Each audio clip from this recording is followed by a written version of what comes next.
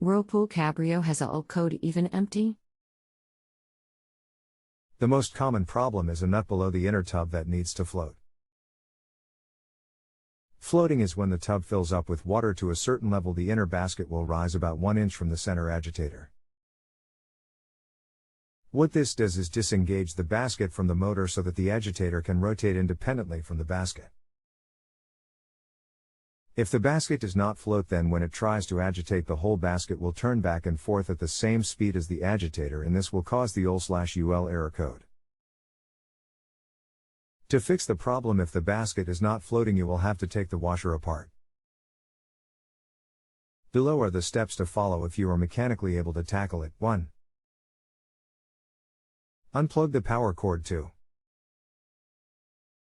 Lift the top of the washer up. To do this, there are 2 latches in the seams between the top and the bottom sections. These latches are about 6.5 inches from the right side and left side of the washer. You need to insert a small screwdriver. Be careful not to scratch the paint, and push the latch while lifting the top section. 3. The top will actually fold back, leaving the inner tube fully exposed. Support the glass lid so it doesn't get damaged, because it is very heavy and will fall open when you flip the top back. 4. Remove the plastic top of the tub. There is 1 hose connected at the back, and there are several snaps around the outer edge that hold it on. Remove the hose and unsnap the snaps and set it aside. 5. Remove the cap covering the very center of the agitator. It is just snapped in place and can be pried off with a small screwdriver. 6. Remove the center screw under the cap. 7. Remove the agitator. You need to lift it evenly and might have to work your way around by pulling on one of the 3 fins and then the next, and so on. I also had luck using a small pair of needle nose pliers and grabbing a small lip inside the area where the screw was and pulling from there. 8.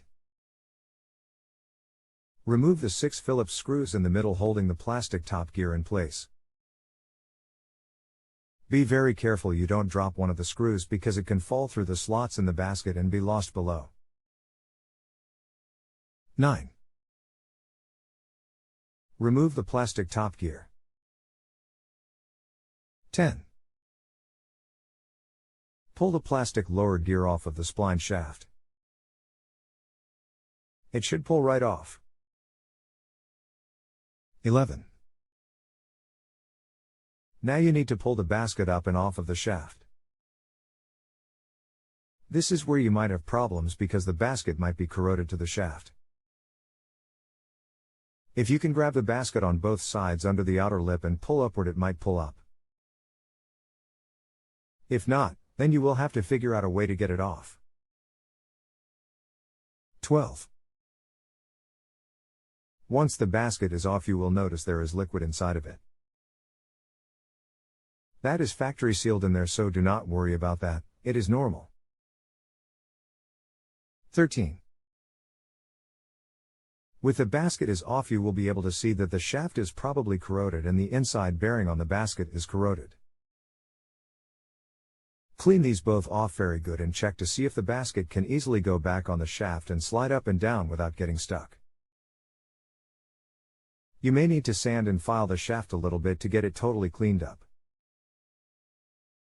The inner bearing of the basket is plastic, so it is pretty easy to clean with light sanding. 14. Reassemble in the reverse order and you're done. Check to make sure the basket can easily float now by pulling up on it from the top inside lips. Now if for some reason you don't find corrosion or the issue is not fixed, order it and replace the 4 suspension rods because they have just become weak. We are on the honor system here. If you need anything else, just let me know. You can continue asking follow-up questions at no additional charge after rating my service if you still need assistance. If you have a home improvement or appliance question and want to chat with an expert now, visit justanswer.com/YTHI.